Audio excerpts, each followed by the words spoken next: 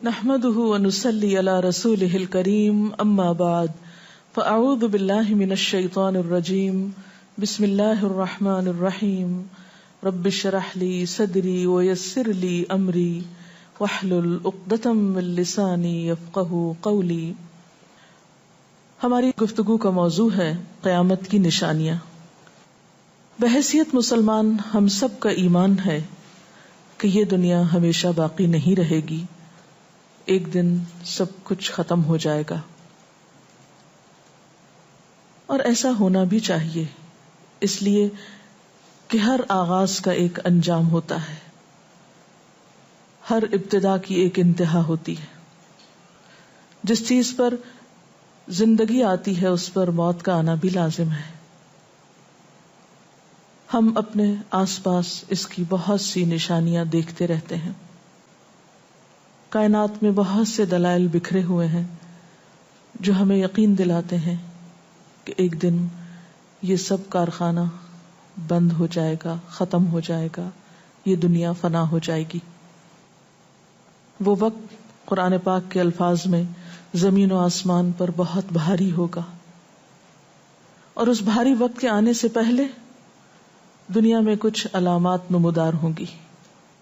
تو آج چند ایک احادیث آپ کی خدمت میں پیش کروں گی جو قیامت کی نشانیوں کے بارے میں ہیں. اس سے ایک تو ہمیں اپنے عمل کا جائزہ لینے کا موقع ملے گا، دوسرے ان سے یہ بات سامنے آتی ہے کہ نبی صلی اللہ علیہ وسلم کی باتیں کتنی سچی باتیں تھیں. وہ لوگ جو حدیث کا انکار کرتے ہیں یا احادیث کا مذاق اڑاتے ہیں، وہ ان احادیث کی روشنی میں آج کے حالات کو دیکھ سکتے ہیں کہ آپ صلی اللہ علیہ وسلم نے اللہ تعالی کی بھیجی ہوئی وحی کی روشنی میں جو باتیں فرمائیں آج وہ ہم اپنی آنکھوں سے دیکھ رہے ہیں. بہرحال اس وقت میرے سامنے حضرت ابو ہریرہ رضی اللہ تعالی عنہ کی حدیث ہے جسے ابن خزیمہ نے روایت کیا ہے. رسول اللہ صلی اللہ علیہ وسلم نے فرمایا، قیامت کی نشانیوں میں سے ہے کہ آدمی مسجد کے پاس سے گزرے گا مگر اس میں 2 رکعتیں ادا نہیں کرے گا. آج کتنے ہی لوگ ایسے ہیں کہ جن کے گھروں کے سامنے مسجدیں ہیں، وہ دن رات مسجدوں سے آوازیں سنتے ہیں لیکن مسجد کے اندر نہیں جاتے. نبی صلی اللہ علیہ وسلم کے زمانے میں اس بات کا تصور ہی نہیں تھا کہ کوئی شخص اپنے آپ کو مسلمان کہے اور پھر وہ نماز نہ پڑھے. اسی لیے ہم دیکھتے ہیں کہ منافقین ہر حال میں مسجد میں پہنچتے تھے، بلکہ انہوں نے اپنی ایک الگ مسجد بھی بنائی تھی یا مسجد نامی عمارت بنائی تھی. لیکن قیامت کے نزدیک مسجدوں کے پاس سے گزرنے والے مسجد نہیں جائیں گے. ایک اور حدیث میں آتا ہے، حضرت انس فرماتے ہیں رضی اللہ تعالی عنہ کہ اللہ کے رسول صلی اللہ علیہ وسلم نے فرمایا، لوگوں پر ایک ایسا دور آئے گا کہ ان میں اپنے دین کی حفاظت پہ صبر کرنے والا اس شخص کی مانند ہوگا جو آگ کے انگارے کو اپنی مٹھی میں تھامنے والا ہے. یعنی دین پر استقامت اور دین پر عمل اتنا مشکل ہو جائے گا بعض اوقات کہ جیسے ایک انگارہ ہاتھ میں لینا کہ انسان نہ لے سکے اور نہ پھینک سکے. ایک اور نشانی جو آپ صلی اللہ علیہ وسلم نے ہمیں بتائی وہ یہ کہ زمانہ قریب آ جائے گا، عمل میں نقص واقع ہوگا اور بخیلی پیدا ہو جائے گی، دل تنگ ہو جائیں گے. ایک اور حدیث میں آتا ہے کہ بخیلی کا عام ہونا قیامت کی نشانیوں میں سے ہے. آج آپ دیکھیں کہ بسا اوقات انسان کے پاس اللہ کی دی ہوئی بے شمار نعمتیں ہوتی لیکن انسان ان نعمتوں میں کسی کو شریک نہیں کرتا. چھوٹی چھوٹی باتوں کو مائنڈ کر جانا، چھوٹی چھوٹی باتوں پہ ناراض ہو جانا، چھوٹی چھوٹی چیزوں کو حد سے زیادہ محسوس کر لینا، یہ سب کچھ شح کی وجہ ہی سے تو ہے، بخل کی وجہ سے ہی تو ہے. بخل صرف مال میں نہیں ہوتا، بخل تمام نعمتوں میں ہوتا ہے اگر ان میں اللہ کے دوسرے بندوں کو بطور شکر کے شریک نہ کیا جائے. ایک اور حدیث میں آتا ہے، مجموع الزوائد میں یہ حدیث روایت ہوئی ہے، رسول اللہ صلی اللہ علیہ وسلم نے فرمایا کہ لوگ سخت اور بخیل ہو جائیں گے، یعنی ان کے دل سخت ہو جائیں گے اور ان کے اندر بخل عام ہو جائے گا. ایک اور نشانی قیامت کی آپ صلی اللہ علیہ وسلم نے یہ بتائی کہ مساجد میں زیب و زینت بہت ہوگی، یعنی نمازی تو کم ہوں گے لیکن مسجدیں سجائی بہت جائیں گی. حضرت انس بن مالک کی روایت ہے، مسند احمد نے اس کو روایت کیا ہے، رسول اللہ صلی اللہ علیہ وسلم نے فرمایا قیامت قائم نہیں ہوگی یہاں تک کہ لوگ مسجدوں میں فخر و مباحات کریں گے، یعنی مسجد کے بنانے میں، اس کے سجانے میں، اس کی آرائش میں ایک دوسرے کا مقابلہ کرنے لگیں گے. ایک اور حدیث میں آتا ہے کہ قیامت کی علامات میں سے ہے کہ لوگ مسجدوں کو سجایا کریں گے، یعنی اللہ تعالیٰ کو نماز پڑھ کے خوش کرنے کی بجائے مسجد بنا کے سجا کے خوش کرنے کی کوشش ہوگی. حضرت ابو الدرداء سے روایت ہے کہ جب تم لوگ مسجدوں کو سجانے لگو، قرآن کو مزین کرنے لگو تو تمہاری بربادی ہے، کیونکہ قرآن پاک پڑھنے کے لیے آیا، محض سجانے کے لیے نہیں. آج آپ دیکھیں کہ بسا اوقات ہم اسے پڑھتے کم ہیں، سمجھتے کم ہیں، اس کے مطابق زندگی نہیں بسر کرتے، لیکن خوبصورت انداز میں سنہری الفاظ میں لکھوا کر گھروں میں سجا دیتے ہیں. تو قرآن پاک سجانے کے لیے نہیں آیا، وہ تو ہدی للناس ہے، ساری انسانیت کی ہدایت کے لیے آیا ہے، لیکن ہم نے اس کا بس اتنا ہی فائدہ اٹھایا کہ اسے خوبصورت انداز میں لکھ کے طاقوں میں سجا دیا. اسی طرح ایک اور نشانی کہ انسان حلال حرام کی پرواہ نہیں کرے گا. رسول اللہ صلی اللہ علیہ وسلم نے فرمایا، صحیح بخاری کی روایت ہے، لوگوں پہ ایسا وقت ضرور آنے والا ہے کہ آدمی اس بات کی بالکل فکر نہیں کرے گا کہ جو مال اس نے حاصل کیا ہے وہ حلال ہے یا حرام ہے، یعنی کس ذریعے سے حاصل کیا ہے. ایک اور حدیث میں آتا ہے کہ قیامت سے پہلے سود پھیل جائے گا. ایک اور روایت میں آتا ہے کہ ہر شخص تک اس کا کچھ نہ کچھ غبار پہنچے گا، یعنی کچھ لوگ تو براہ راست اس میں انوالو ہوں گے اور کچھ لوگ انڈائریکٹلی اس سے متاثر ہوں گے. اسی طرح قیامت کی نشانیوں میں سے ایک اور نشانی دیگر امتوں کی مشابہت اور تقلید ہوگی. حضرت ابو سعید رضی اللہ تعالی عنہ سے روایت ہے، رسول اللہ صلی اللہ علیہ وسلم نے فرمایا، تم اپنی سابقہ امتوں کی ایک ایک بالشت اور ایک ایک گز میں اتباع کرو گے، یعنی چھوٹے سے چھوٹے معاملے میں اور بڑے سے بڑے معاملے میں ان کی پیروی کرو گے، حتیٰ کہ اگر وہ کسی سانڈے کے سوراخ میں داخل ہوئے ہوں گے، یعنی گوہ کے سوراخ میں، تو تم بھی ان کی پیروی کرو گے، اس سوراخ میں بھی گھسو گے. ہم نے پوچھا، یا رسول اللہ صلی اللہ علیہ وسلم، کیا آپ کی مراد یہود و نصارہ ہیں؟ فرمایا، پھر اور کون؟ اور آج ہم مسلمان دیکھ سکتے ہیں کہ ہم کس کی پیروی کر رہے ہیں، کتاب اللہ اور سنت رسول اللہ صلی اللہ علیہ وسلم کی یا کسی اور کی. قیامت کی نشانیوں میں سے ایک نشانی زلزلے بکثرت آئیں گے. حضرت ام سلمہ سے روایت ہے، مسند احمد میں یہ روایت آتی ہے، رسول اللہ صلی اللہ علیہ وسلم نے فرمایا، قیامت سے پہلے موت کی سخت وبا پھیلے گی، پھر زلزلوں والے سال آئیں گے. ایک اور روایت میں آتا ہے، قیامت کی نشانیوں میں سے ہے کہ ناگہانی موت کثرت کے ساتھ ہوگی، یعنی اچانک ڈیتھ، یکا یک بیٹھے بیٹھے فوت ہو گئے. امام بخاری نے اس حدیث پر کچھ شعر بھی لکھے ہیں جن کا ترجمہ ہے، فارغ وقت کو غنیمت سمجھ کر کچھ رکوع کر لو، یعنی فارغ بیٹھنے سے بہتر ہے کچھ نوافل پڑھ لو، قریب ہے کہ تیری موت اچانک واقع ہو.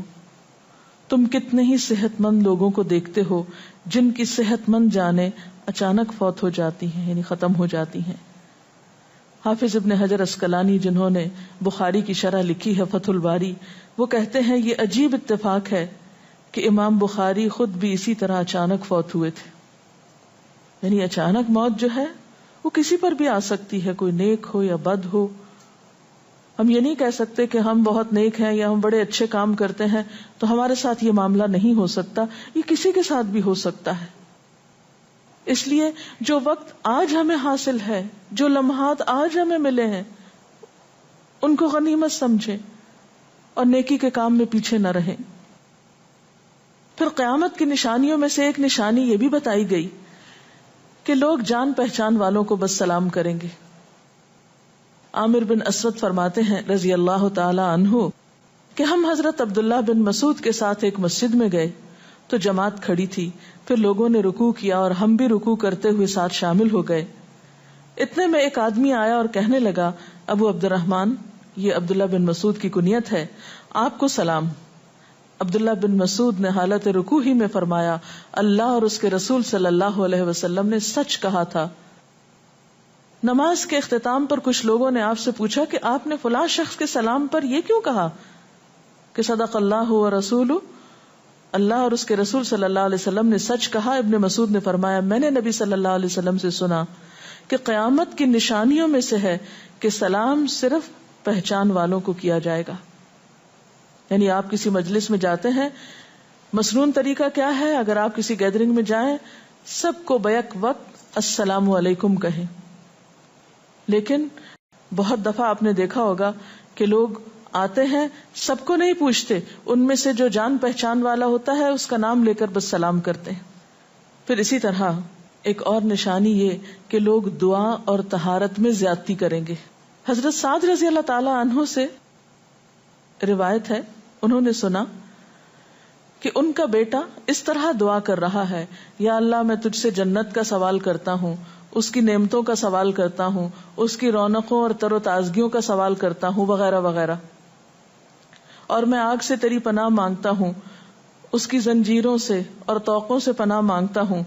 تو حضرت سعد نے فرمایا، تم نے اللہ تعالیٰ سے خیر کثیر کا سوال کیا ہے اور ضرر کثیر سے پناہ مانگی ہے، جبکہ میں نے رسول اللہ صلی اللہ علیہ وسلم سے سنا کہ ان قریب ایسے لوگ ہوں گے جو دعا میں زیادتی کریں گے۔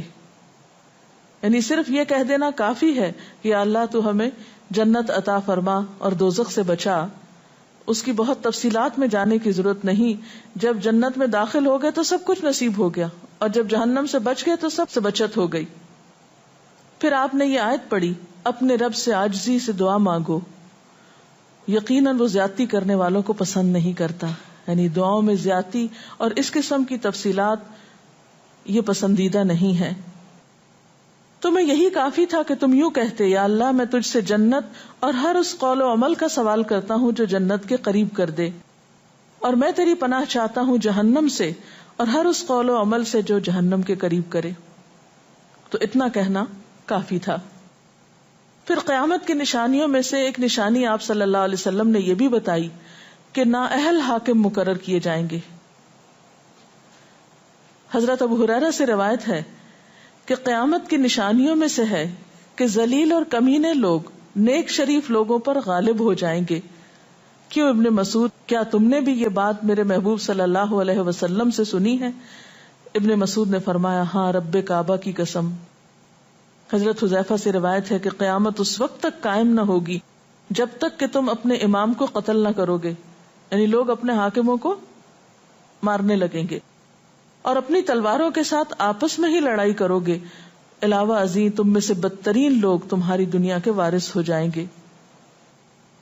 اسی طرح قیامت کی نشانیوں میں سے ایک نشانی یہ بھی ہے، حضرت عبداللہ بن مسعود سے مروی ہے کہ رسول اللہ صلی اللہ علیہ وسلم نے فرمایا، قیامت کے قریب صرف مخصوص لوگوں کو سلام کیا جائے گا، تجارت اس قدر پھیل جائے گی کہ عورت تجارت میں اپنے خاوند کا ہاتھ بٹائے گی، یعنی اتنا بزنس ہوگا کہ مرد سے اکیلے نہیں سنبھالا جائے گا، عورتیں اس میں شریک ہوں گی، رشتہ داری توڑی جائے گی، یعنی مال کثرت سے ہونے کے باوجود رشتہ داروں کا خیال نہیں رکھا جائے گا، جھوٹی گواہی دی جائے گی، حق چھپایا جائے گا، اور قلم کا ظہور ہو جائے گا، یعنی نشر و اشاعت خوب ہوگی، خوب لکھا جائے گا۔ ایک اور روایت میں آتا ہے کہ وقت مختصر ہو جائے گا۔ آج آپ دیکھیے ہر شخص وقت کی کمی کی شکایت کرتا ہے۔ حضرت ابو ہریرہ رضی اللہ تعالیٰ عنہ سے روایت ہے، رسول اللہ صلی اللہ علیہ وسلم نے فرمایا، قیامت قائم ہونے سے پہلے یہ نشانی ظاہر ہوگی کہ زمانہ قریب آ جائے گا، یتقارب الزمان، سال مہینے کی طرح، مہینہ ہفتے کی طرح، ہفتہ دن کی طرح، اور ایک دن ایک گھنٹے کی طرح، اور ایک گھنٹہ آگ کے شعلے کی طرح تیزی سے گزرنے والا ہو جائے گا۔ اور آج آپ دیکھیے کہ اللہ کے رسول صلی اللہ علیہ وسلم کی یہ بات کتنی سچ معلوم ہوتی ہے کہ ہر شخص وقت کی کمی کا شکار ہے، اور پتہ ہی نہیں چلتا ہفتہ گزر گیا، پتہ ہی نہیں چلتا مہینہ گزر گیا، پتہ ہی نہیں چلتا سال گزر گیا، پتہ ہی نہیں چلتا اتنی عمر گزر گئی، کل کی بات لگتی ہے. اور انڈائریکٹلی یہ اشارہ اس بات کی طرف کہ زندگی کی رفتار بہت تیز ہو جائے گی، یعنی فاسٹ لائف جس کو آپ کہتے ہیں اس کا شکار ہو جائے گا. ایک اور روایت میں آتا ہے کہ دنیا محبوب ہو جائے گی، موت سے نفرت ہو جائے گی. حضرت ابو ہریرہ سے روایت ہے رسول اللہ صلی اللہ علیہ وسلم نے حضرت ثوبان سے فرمایا، اے ثوبان، اس وقت تمہارا کیا حال ہوگا جب دوسری امتیں تم پر اس طرح ٹوٹ پڑیں گی جس طرح تم کھانے کے برتن پہ ٹوٹ پڑتے ہو. ثوبان نے کہا، میرے ماں باپ آپ پہ قربان، اے اللہ کے رسول صلی اللہ علیہ وسلم، کیا اس وقت ہم تعداد میں کم ہو جائیں گے؟ فرمایا، نہیں، بلکہ تم کثرت میں ہوگے، لیکن اللہ تعالیٰ تمہارے دلوں میں وہن ڈال دے گا. صحابہ نے پوچھا، یا رسول اللہ صلی اللہ علیہ وسلم، وہن کیا چیز ہے؟ آپ نے فرمایا، دنیا سے محبت اور جہاد سے نفرت. اور ایک روایت میں آتا ہے، دنیا سے محبت اور موت سے نفرت. اسی طرح نیک لوگ آہستہ آہستہ کم ہو جائیں گے. رسول اللہ صلی اللہ علیہ وسلم نے فرمایا، نیک لوگ یکے بعد دیگرے رخصت ہوتے جائیں گے، فوت ہوتے جائیں گے. فضول لوگ باقی رہ جائیں گے، بیکار، نکمے، جس طرح جو کا بھوسا یا ردی کھجور باقی رہ جاتی. اللہ تعالیٰ ان فضول لوگوں کی کچھ پرواہ نہ کرے گا، یعنی کوڑے کرکٹ کی طرح ہوں گے جن کی کچھ پرواہ نہ کرے گا کہ ان کو پھینک دیا جائے یا کاٹ دیا جائے یا کہیں جلا دیا جائے. ایسے لوگوں کی اللہ تعالیٰ کو کچھ بھی ضرورت نہیں ہو. حضرت عمرو بن شعیب اپنے والد سے اور اپنے دادا سے روایت کرتے ہیں، رسول اللہ صلی اللہ علیہ وسلم نے فرمایا، لوگوں پر ایک ایسا وقت آئے گا کہ ان کی خوب چھانٹی صفائی کی جائے گی تو فضول لوگ باقی رہ جائیں گے اور نیک لوگ ختم ہو جائیں گے. پھر آپ نے اپنے دونوں ہاتھوں کی انگلیوں کو آپس میں ملا کر فرمایا، اس طرح ان کے وعدے اور امانتیں خلط ملط ہو کر رہ جائیں گے اور وہ اختلافات کا شکار ہو جائیں گے. یعنی نہ ان میں وعدوں کا پاس ہوگا، نہ امانتوں کی ادائیگی کا احساس ہوگا، اور وہ ایک ہی چیز جانیں گے اور وہ لڑائی جھگڑا، اختلافات. کیونکہ کوڑا کرکٹ ہے نا، کوئی وزن تو اس کا ہے نہیں، کوئی اصول تو ہے نہیں، کسی نیک کام میں استقامت تو ہے نہیں، بس جدھر کو پانی جا رہا ہے اس پہ بہ رہے ہیں، ہوا چل رہی ہے اس پہ اڑ رہے ہیں. تو ایسے نکمے اور بیکار لوگ باقی بچیں گے اور پھر ایک دن دنیا اپنے اختتام کو پہنچ جائے گی. ہر گھر میں فتنہ داخل ہو جائے گا. حضرت عوف بن مالک فرماتے ہیں کہ میں غزوہ تبوک کے موقع پر رسول اللہ صلی اللہ علیہ وسلم کی خدمت میں حاضر ہوا جبکہ آپ اس وقت چمڑے کے ایک خیمے میں تشریف فرما تھے. آپ نے فرمایا، قیامت کی 6 نشانیاں گن لو. پھر ایک ایسا عام اور تباہ کن فتنہ ہوگا کہ عرب کا کوئی گھر بھی اس کی لپیٹ میں آنے سے محفوظ نہ رہ سکے گا. تو اللہ تعالیٰ سے دعا ہے کہ وہ ہمارے ایمان اور عمل کی حفاظت فرمائے اور ہمیں نیکی کی توفیق عطا فرمائے، اپنی ذمہ داریوں کو صحیح معنوں میں پورا کرنے کی توفیق عطا فرمائے. اگر آپ کے ذہن میں کوئی سوال ہو تو آپ کر سکتے ہیں. جو لوگ قیامت کی ان علامات کا مذاق اڑاتے ہیں اور کہتے ہیں کہ یہ حالات تو بہت عرصے سے ہیں، قیامت آنی ہوتی تو آ چکی ہوتی، تو ہم کیا کر سکتے ہیں، انہیں کیسے سمجھا سکتے ہیں؟ دیکھیے کہ جو لوگ مذاق اڑانے پر تل جاتے ہیں ان کا کوئی علاج نہیں. نبی صلی اللہ علیہ وسلم کے زمانے میں بھی ایسے لوگ موجود تھے جو دین کے شاعر کا مذاق اڑاتے تھے. قرآن نے ایسے لوگوں کو منافق بتایا ہے. اور بات یہ ہے کہ جب قیامت آئے گی تو پھر کسی سے پوچھ کر نہیں آئے گی، اس کا وقت تو اللہ تعالیٰ کو معلوم ہے، اور جب آ جائے گی تو کوئی اس سے فرار حاصل نہیں کر سکے گا. آج ہمیں اللہ تعالیٰ نے اختیار دیا ہے، چاہیں تو کسی چیز کو مانیں اور چاہیں تو انکار کر دیں، لیکن جب اصل حقیقت سامنے آئے گی تو پھر ہم انکار نہ کر سکیں گے. آپ نے بتایا کہ قیامت کی نشانیوں میں ہے کہ طہارت میں بھی زیادتی کی جائے گی، تو اس سے کیا مراد ہے؟ اس کا معنی یہ ہے کہ لوگ طہارت حاصل کرتے وقت وسائل یا ریسورسز کو بہت ضائع کریں گے. مثلا یہ کہ وضو کرتے وقت بہت زیادہ پانی لنڈھانا، بہت صابن گرانا، اسی طرح نہاتے وقت بہت پانی ضائع کرنا. نبی صلی اللہ علیہ وسلم کے زمانے میں پانی کی قلت بھی ہوتی تھی، لیکن اس کے باوجود آپ صلی اللہ علیہ وسلم کی تعلیمات میں ہے یہ بات کہ ایک شخص کو آپ نے فرمایا تھا کہ خواہ تم دریا کے کنارے بیٹھے ہو پھر بھی وضو کے لیے اتنا ہی پانی لو جتنا تمہاری ضرورت ہے، یعنی بہت زیادہ پانی ضائع نہ کرو. آج ہم دیکھتے ہیں کہ بہت سے وسائل کے ذریعے پانی کا حصول بعض علاقوں میں بہت آسان ہو گیا ہے اور لوگ بہت ناقدری کے ساتھ پانی ضائع کرتے ہیں. مثلاً بعض دفعہ دیکھا گیا ہے کہ برش کرنے کے وقفے میں ٹیپ کھول دی جاتی ہے، بعض اوقات 5 منٹ تک ٹیپ میں سے پانی بہتا رہتا ہے اور آرام آرام سے لوگ اپنی طہارت اور صفائی کا اہتمام کرتے رہتے ہیں. تو کسی بھی طرح کے وسائل کو ضائع کرنا جو ہے وہ اسلامی تعلیمات کے خلاف ہے، خواہ وہ دین کے کسی کام کے کرنے میں ہی کیوں نہ استعمال کیے جائے، وضو جیسی چیز میں ہی کیوں نہ استعمال کیے جا رہے ہوں. تو طہارت میں مبالغہ آرائی کا مطلب یہی ہے، وسائل کا ضیاع. دعا میں زیادتی کا مقصد کیا لمبی دعاؤں کا بھی مراد یہ ہوگا؟ اصل میں دعا تو حسب ضرورت کی جا سکتی ہے، حسب موقع. کبھی آپ کے پاس وقت زیادہ ہوتا ہے تو آپ دیر تک بھی دعا کر سکتے ہیں، مخصوص اوقات میں، مخصوص قبولیت کی جگہوں پر. لیکن سنت کے طریقے سے ہٹ کر مبالغہ آرائی کے انداز میں دعا کرنا اور پھر ردیف قافیے ملا کر دعا کرنا یا شعر و شاعری کے انداز میں دعا کرنا، ان چیزوں سے منع کیا گیا ہے. وآخر دعوانا ان الحمد للہ رب العالمین. سبحانک اللہم وبحمدک نشہد ان لا الہ الا انت نستغفرک ونتوب الیک. والسلام علیکم ورحمۃ اللہ وبرکاتہ.